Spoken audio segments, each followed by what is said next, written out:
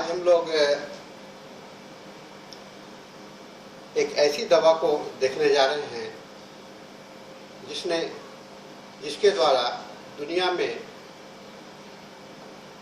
मानव जाति को सोचने का तरीका को बदल दिया। दवा में सोच को, दवा के किस प्रकार का होगा, कैसे चलेगा, और पूरी सोच को बदल दिया। यह एक ऐसा इस दवा का जुड़ाव है परिवर्तन के साथ में। यो तो सभी दवा जिसकी परिभाषा हम लोग देते हैं दवा का, कि दवा वैसे सब्सटेंस होते हैं, वैसे चीज़ होते हैं जो परिवर्तन ले आए। लेकिन इस दवा में के द्वारा केवल शरीर के अंदर में परिवर्तन नहीं हुआ, बल्कि मनुष्य के सोचने के तरीके में भी परिवर्तन ले आया।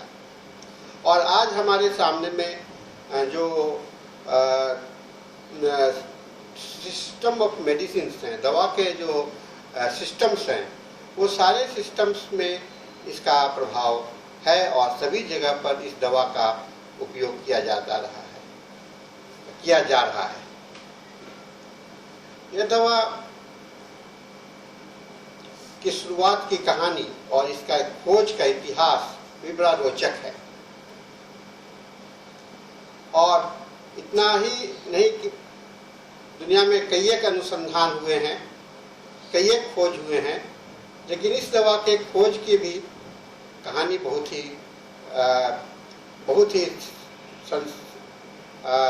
एक्साइटिंग है। हम लोगों के समझने के लिए बहुत ही हम लोग लगता है कि एकदम कुछ नए कहानी के रूप में हम लोग जिस पर विश्वास करना भी मुश्किल होता है।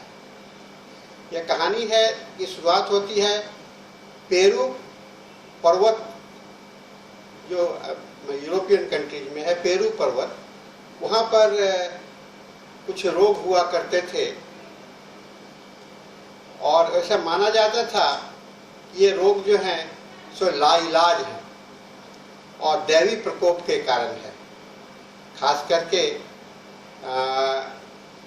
एक समुदाय था, एक एरिया था पहाड़ी के तराई पर जो लोग रहते थे, उन लोगों को जो काफ़ी तेज बुखार हो जाया करता था, जिसे लोग जंगल फीवर भी कहते थे, जंगल का ज्वर भी कहते थे। और आदिवासी जातियों में यह हाईली कॉन्टीजियस था और इसका मौत ही इसका इलाज था। तो इसके प्रभाव को, जैसे आज भी हम लोग सोशल डिस्टेंस की बात करते हैं, तो उस जमाने में लोगों को, जिसको यह रोग हो गया, उसको उस जगह से हटा दिया जाता था, उसको भगा दिया जाता था, जंगलों में मरने के लिए छोड़ दिया जाता था। ऐसा क्योंकि ये मानते थे लोग कि अब तो मरना ही है, तो हम लोगों को क्यों मारे, ये अलग जा करके मरे। तो यह एक परंपरा सा बन गया था। इसी में एक मनुष्य जो कि उस समुदाय का था, उस आदिवासी समुदाय का था, उसे जब यह रोग हुआ और उसे जब गांव से निकाल दिया गया, तो वह अपना किसी तरह से चलते फिरते, ठेवने के बल, हाथ के बल, लंगड़ते हुए जंगल की ओर गया। बहुत तेज ज्वर था और काफ़ी प्यास लगी हुई थी और पानी का खोज कर रहा था, पानी पीने के लिए। गला सूख रहा था, गला पानी के प्यास से सूख रहा था। और इसी दौरान उस जंगल के एक छोर पर उसे पानी का एक कुंड दिखलाई पड़ा, एक छोटा सा तालाब के जैसा दिखलाई पड़ा। और यह तालाब जो था, उस तालाब में एक पेड़ टूट करके गिरा हुआ था। पानी का रंग थोड़ा सा हल्का बदला हुआ था, लेकिन उस समय यह सोचने का समय नहीं था, क्योंकि वह इतना प्यास था कि वह यह नहीं सोचा कि पानी में क्या है, गलत है या सही है। लेकिन वह पानी में मुंह लगाया। पानी काफ़ी पीता था, लेकिन चूंकि प्यास को, गला को तर करना था, उसने उस पानी को पी लिया और पीने से जब उसकी राहत मिली तो वह पी करके वही तालाब के बगल में सो गया।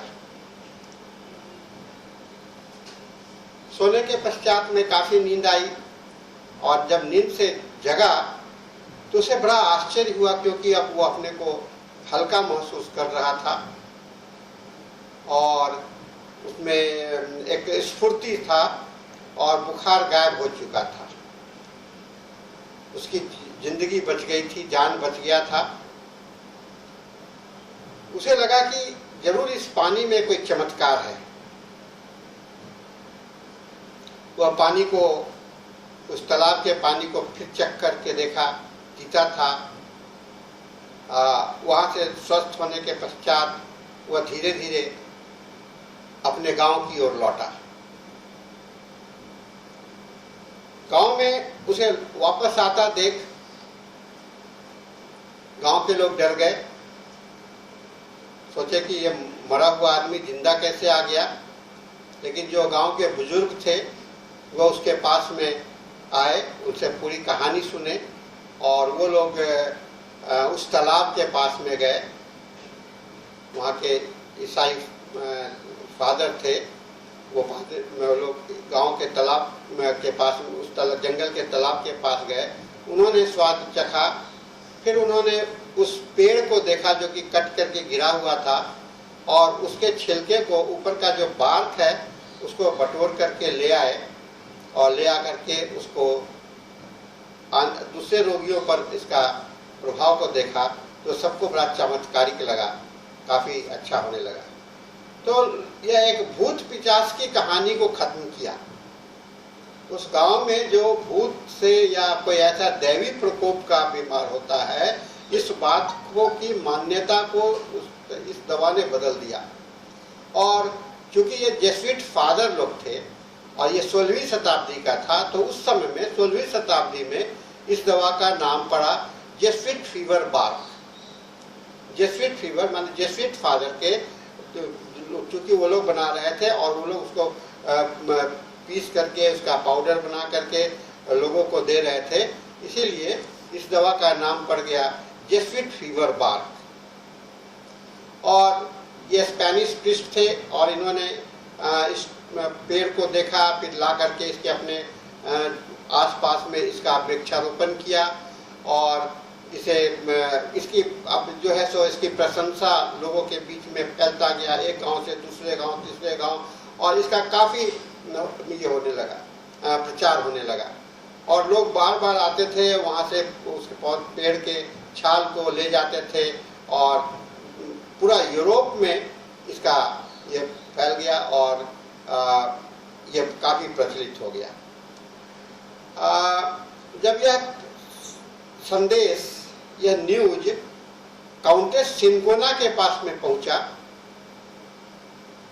जो कि बहुत ही पॉपुलर महिला थी यूरोप की, तो उन्होंने, और उनके जनसेवा का भाव था उनके अंदर में, वो इस पौधे, इस पेड़ के छाल का प्रमोट करना शुरू की और लोगों को बंटवाना शुरू कर दिया। उन्होंने अपने क्षेत्र में सारे लोगों को बंटवाना शुरू की और लोग इसका नाम कहने लगे सिनकोना बार्क। तो सिनकोना एक महिला काउंटेस का नाम था और उसके नाम पर यह सिनकोना बार्क पड़ा और आज भी हम लोग सिनकोना बार्क के या सिनकोना के नाम से इस दवा को जानते हैं। यह पेरुवियन बार्क है जो कि सिनकोना पेड़ में आता है और ये एवरग्रीन ट्री के रूप में है और 30 से लेकर के 60 फीट लंबाई का होता है और इसके पत्ते जो हैं सो अंडाकार होते हैं और इसके जो फूल होते हैं वह लाल रंग के होते हैं और ट्यूब के आकार के होते हैं, कैरोला, जिसमें कि 5 पेटल्स होते हैं। ये और इसमें थोड़ा सा हल्का सा सुगंध होता है। ये सिनकोना के लिए बहुत ही ठंडे जगह पर यह ज़्यादा पाया जाता है और 17वीं शताब्दी में ये प्लांट जो है, ये पेड़ जो है so India, Ceylon, Africa, Indonesia और जावा में यह फैल चुका था। 1820 में दो फ्रेंच वैज्ञानिकों ने इसके अल्कोलॉइड्स को निकाला और उस अल्कोलॉइड्स का नाम पड़ा क्विनाइन।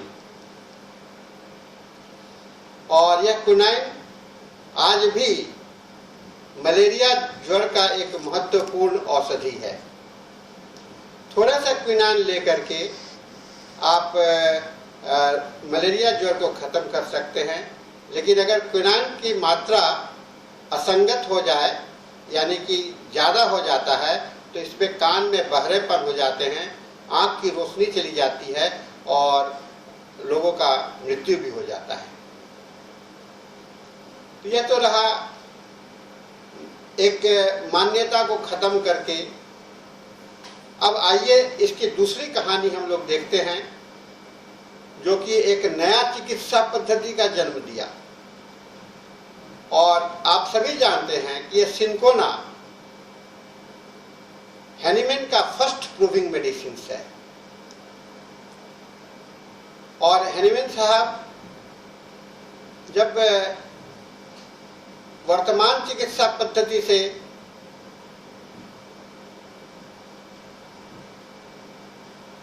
ये निराश हो चुके थे, तो उन्होंने अध्ययन करने का काम किया। उस समय में उपलब्ध सारी मेट्रिया मेडिका को पढ़ने का शुरू काम किया और इसी पढ़ने के क्रम में उन्होंने क्यूलेन के मेट्रिया मेडिका को पढ़ रहे थे। उस समय में इस सिंकोना के विषय में उनको जानकारी मिली थी और उसके एक्शन के विषय में, सिंकोना के जो एक्शन क्यूलेन के मेट्रिया मेडिका में सिंकोना के जो प्रभाव हैं और उसके तीतेपन, पेट में असर के विषय में लिखा हुआ था। और उसमें यह भी लिखा हुआ था कि यह जो है सो आपको पेट के इसका जो शक्ति है वह पेट के दर्द को खत्म कर देता है और बुखार को भी खत्म कर देता है। डॉक्टर हैनीमैन के दिमाग में यह आया, अगर यह ऐसा कर सकता है तो इसका अगर हम स्वस्थ शरीर में इसको दिया जाए तो इसको क्या प्रभाव होता है और इसके और नए लक्षण की जानकारी हो सकती है। और उन्होंने प्रयोग किया, स्वयं पर प्रयोग किया और स्वयं पर उन्हें मलेरिया के जैसा बुखार दिखलाई पड़ा और भी कई एक लक्षण आए। तो इन्होंने देखा, इनके दिमाग में यह आया सिमिलिया सिमिलिबस क्यूरेंट, समान ही समान को ठीक करता है ना। तो आप देख रहे हैं यह हैनीमैन के सोचने के तरीका को परिवर्तन किया और एक नए चिकित्सा पद्धति की स्थापना करने में इस दवा का सहायक मदद मिला, एक नई चिकित्सा पद्धति। और डॉक्टर हैनीमैन ने क्यूलेन के थ्योरी, जो सिंकोना के पेट के प्रभाव की बात कही, उन्होंने इस थ्योरी को नकारा, कहा कि नहीं, इसका प्रभाव जो है सो पूरे शरीर पर होता है और यह पेट के लिए टॉनिक का भी काम करता है और मलेरिया जैसे सिम्टम्स को प्रोड्यूस कर सकता है, मलेरिया जैसे सिम्टम्स को प्रोड्यूस कर सकता है। और इस प्रकार इन्होंने को जानकारी लेकर समान ही लक्षण वाले पैदा करने वाले दवा समान रोग को ठीक करने में सहायक होता है। डॉक्टर हैनीमैन लिखते हैं कि ओपियम के अलावा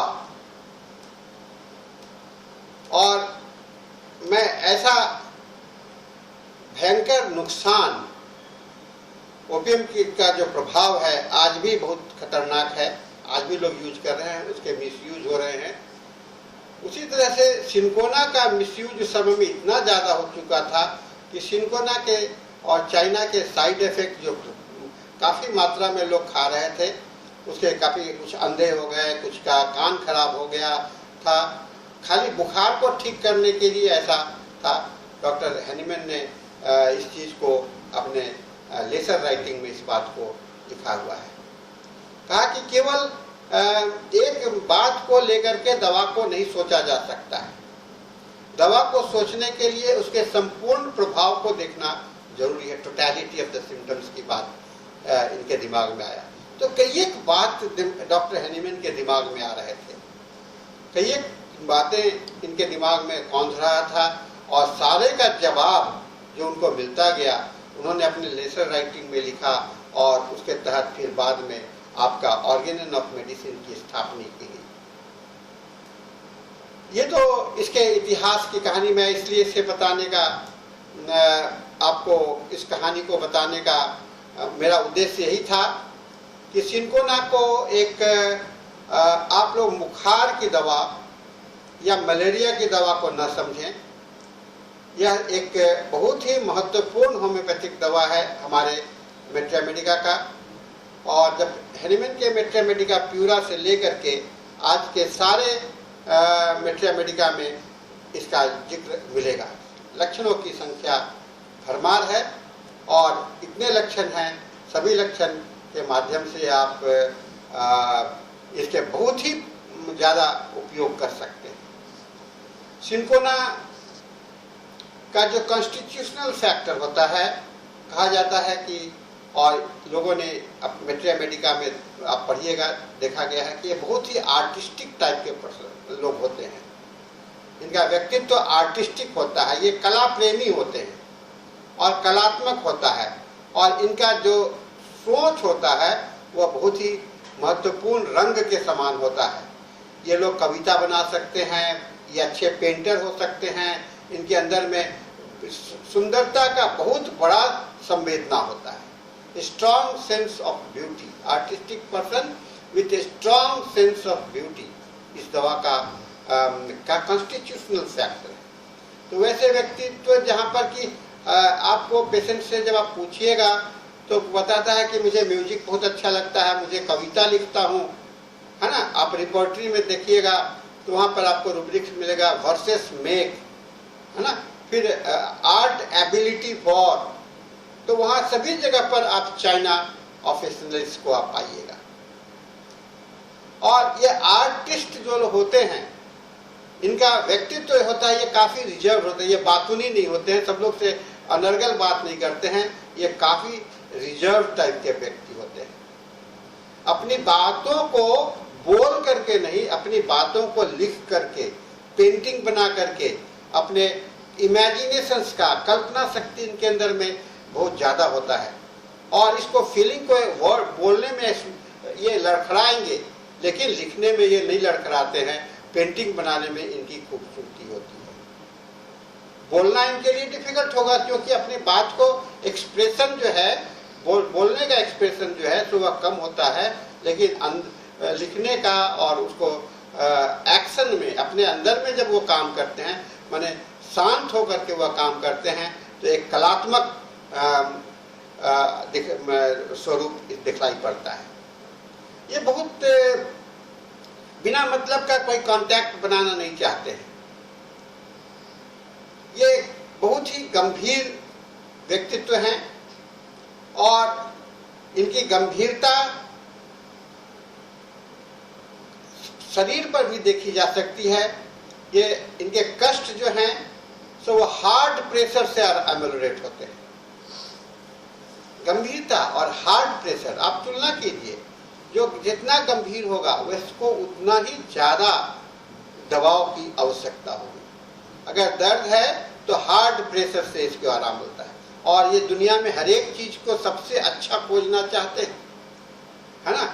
वह अच्छाई में, सुंदरता में, और उसके अंदर में परफेक्शंस में ये देखना चाहते हैं, है ना। और इस आदमी को ऐसे व्यक्तित्व से जो कि फालतू बकबक करता है, बातूनी हुआ करता है, उन लोगों से इनका संबंध नहीं बनाते हैं, उनकी दोस्ती नहीं होती है, अलग रहने का प्रयास करते हैं। ये ऐसा संगति चाहते हैं जहाँ इन्हें ज्ञान मिले, अच्छा माहौल मिले, अपने कला का माहौल मिले, और उन लोगों के साथ में जो कम बोले, वो बिना बोले ही समझें, है ना। वो आंखों ही आंखों में समझ बात करते हैं, वर्बल लैंग्वेज का इस्तेमाल नहीं करते हैं, बॉडी लैंग्वेज से ज़्यादा इस्तेमाल करते हैं। ये इनके दवा का बहुत अच्छा प्रभाव है, ठीक है ना। तो छात्रों, ये हम लोगों ने बड़ा, आज जो दवा को मैं पढ़ रहा हूँ, हम लोग पढ़ रहे हैं, ये हम लोगों के लिए एक real interest of sympathy for the homeopathy आप लोगों में पैदा करेगा। इसमें स्ट्रॉन्ग इमेजिनेशन पावर है, बहुत ज़्यादा। दिन में भी सोच सकते हैं, रात में भी सोच सकते हैं, हमेशा सोचने की होती है। और कल्पनाओं की उड़ान, कोई कवि होता है या आर्टिस्ट होता है, उसमें कल्पना ही उसका काम करता है, मन ही मन, है ना। और कहते हैं कि यह कल्पना एक आपको नेट्रम म्यूरिटिकम से मिलता जाता है। नेट्रम म्यूरिटिकम जो कि past disagreeable occurrences, negative thoughts वाला होता है, उसकी कल्पनाएं खाली नेगेटिविटी में होती है। यह चाइना की जो कल्पनाएं हैं वह पॉजिटिविटी में होती है, वो पॉजिटिव कल्पना करते हैं। और नेट्रम म्यूरिटिकम में नेगेटिव कल्पना करते हैं, हर एक चीज को नकारात्मक रूप से देखते हैं। और ये चाइना ऑफिशियली सकारात्मक रूप से देखते हैं। और हर एक बाहरी प्रभाव इनके जीवन में छाप छोड़ता है ना। इसलिए वेरी सेंसिटिव और सेंसुअल ऑर्गन, थोड़ी सी बातों में इंसल्टेड फील कर जाएंगे, है ना। और इंसल्ट होने के कारण इनके अंदर में जो भाव होगा इमोशनल, वो काफी दिखलाई पड़ता है। इमोशंस, है ना, इमोशनल फीलिंग्स बहुत ज़्यादा आते हैं। इमोशनल फीलिंग में जल्दी इंसल्ट हो जाना, जल्दी गुस्सा हो जाना, जल्दी भयभीत हो जाना, और बहुत ही वायलेंट भी हो जा सकते हैं। तो जहाँ जहाँ जब भी इमोशनल बैकग्राउंड बहुत गंभीर होगा, जो कि सेंसिटिव व्यक्ति में होता है, तो वहाँ पर आप गुस्से अधिक देखेंगे, उसमें वायलेंसी उसके अंदर में बहुत देखेंगे, क्योंकि इमोशन जो है तो एक उसको प्रतिकार करने के लिए वायलेंट हो जाता है। तो ये एक साथ में नर्वस भी हैं और ओवर सेंसिटिव हैं, और इसके सारे सेंस ऑर्गन में ये दिखलाई पड़ेगा, नर्वसनेस एंड ओवर सेंसिटिविटी सारे सेंस ऑर्गन में। थोड़ा सा टच इनको से कष्ट बढ़ेगा, लेकिन डीप प्रेशर से इनको कष्ट आराम मिलेगा। थोड़ी सी हवा में इनको कष्ट बढ़ेगा, लेकिन हवा का झोंका से इनको आराम मिलेगा। थोड़ा सा हल्ला गुल्ला से अति होता है, लेकिन जोड़ का म्यूजिक इन्हें काफी अच्छा लगता है।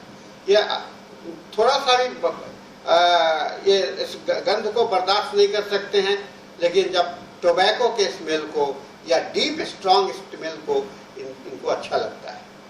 तो ये एक बड़ा विचित्र है, ऊपरी सतही चीज पर नहीं, गहराई में, सतही चीज पर नहीं, गहराई में इनके प्रभाव को देखा जा सकता है।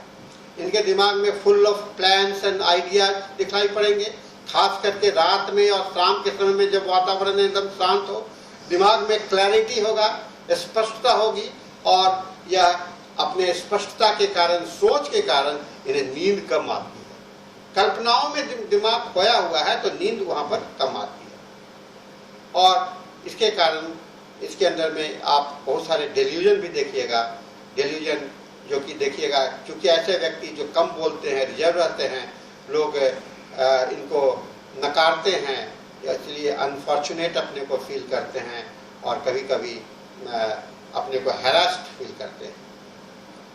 और इस तरह से यह व्यक्ति एक इंडिफरेंसेस हो जाता है, जिसमें उदासी होती है, और जिसके कारण, इस उदासी और इंडिफरेंसेस के कारण इसके अंदर में एक सीवियर रोग पैदा होता है। तो छात्रों, इस लक्षण में हम लोगों ने देखा hard pressure ambulance, slightest touch और slightest touch aggravates, elements after the loss of the fluid.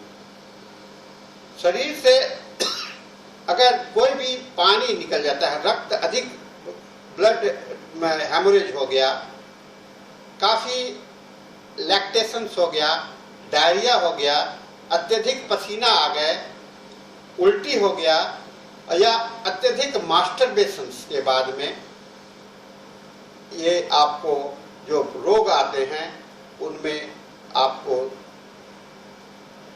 China का बहुत बड़ा प्रभाव, अच्छा प्रभाव देखा जा सकता है। प्रोफ्यूज डिस्चार्जेज से शरीर को निचोड़ लिया, शरीर को निचोड़ लिया, खून निचोड़ लिया, दूध निचोड़ लिया, सारा इंटेस्टाइन निचोड़ा गया, पसीना शरीर से पानी निकाल दिया गया, पेट से वॉमिटिंग पूरा निकल के चला गया और सेक्सुअल ऑर्गन से पूरे सीमेन मास्टरबेशन के माध्यम से निकल गए। ऐसा जो है सो excessive loss of the fluid, किसी भी प्रकार का तरल चीज के लॉस के कारण रोग पैदा हो रहा है यहाँ पर।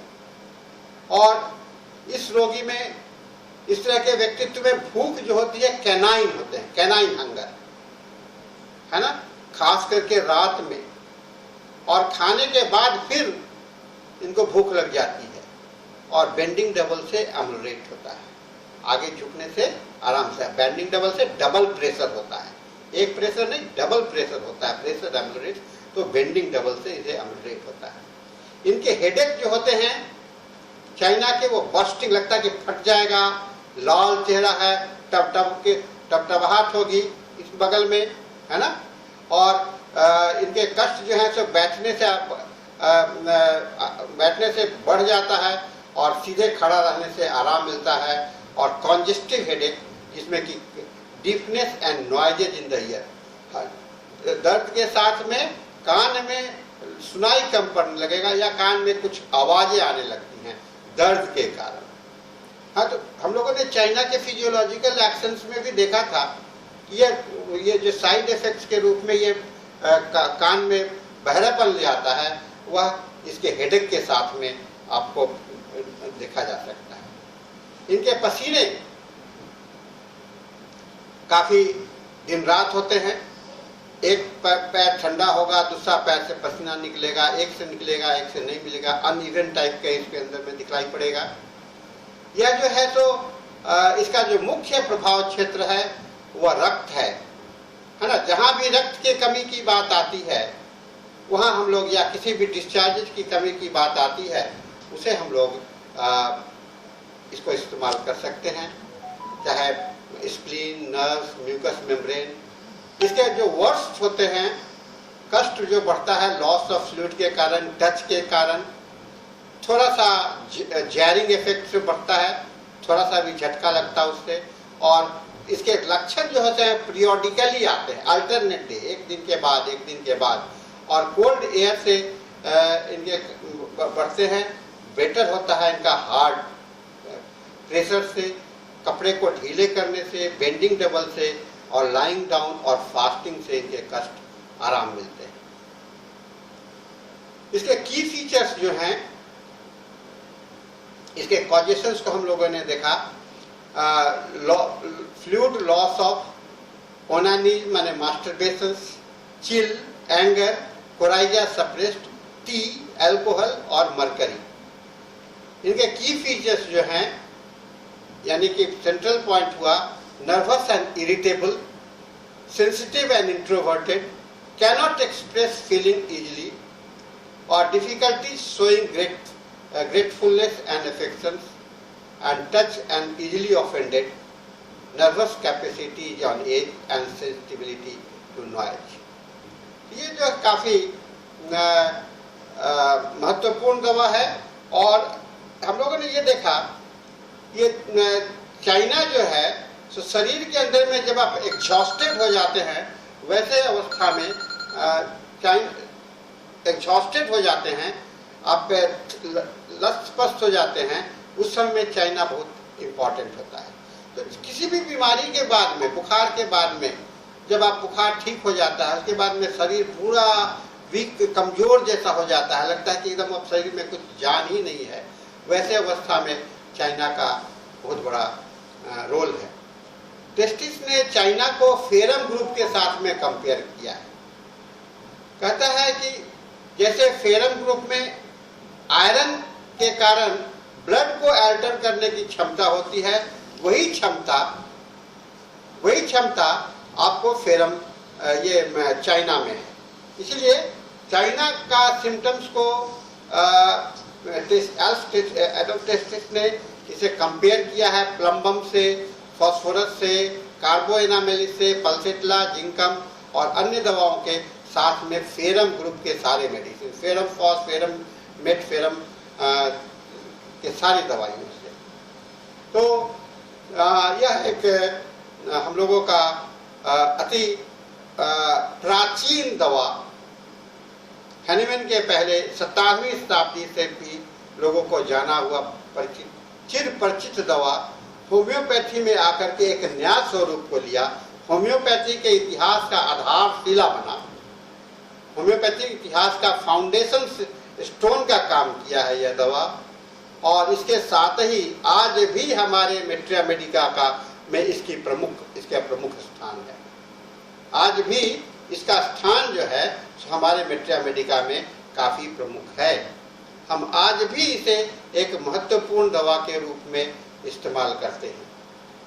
आज भी जब भी हमें अपने को प्रिवेंटिव के शरीर से पानी के कमी की बात आती है तो हम लोग सबसे पहले चाइना को, कमजोरी की बात आती है तो सबसे पहले चाइना के विषय में सोचते हैं।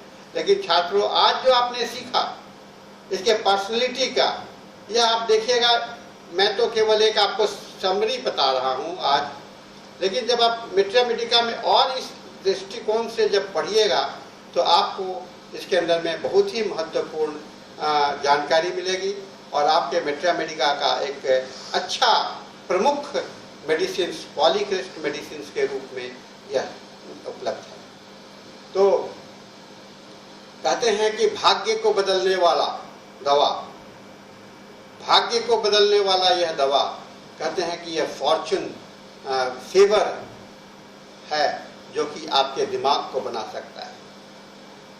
तो इसको हम लोग गहराई से पढ़ें, इसको हम लोग ध्यान से पढ़ें, इसका पढ़ने का हम लोग पढ़ करके इसे अपनाने का, अनुकूल करने का, इसके अध्ययन करने का कोशिश करें। रिपर्टरी में आपको सभी जगह पर चाइना मिलेगा, बहुत ही पॉलीक्रिस्ट के अंदर में आ गया। लक्षणों की संख्या इक्विवेलेंट टू आपको सल्फर है। लक्षणों की संख्या में अगर करेंगे, कहते हैं कि सल्फर का जितना लक्षण है 15,000 से ज्यादा, तो चाइना भी कम नहीं है, उसी के आसपास में है। तो ये कितना आप एक लक्षण एक जो सेंट्रल पॉइंट और न्यूक्लियस को आप जब अध्ययन कर लेंगे तो आपका बहुत कुछ सहज हो जाता है। सिम्टम्स को ऑर्गेनाइज करने के लिए आपको आसान हो जाता है। तो हम लोग आज इस चाइना को पढ़ा और चाइना के माध्यम से दवा के पढ़ने का तरीका को भी देखा और इतिहास के मैंने आज चाइना को एक नए स्वरूप में आप लोगों को पढ़ाया है, कहानी के साथ में पढ़ाया है।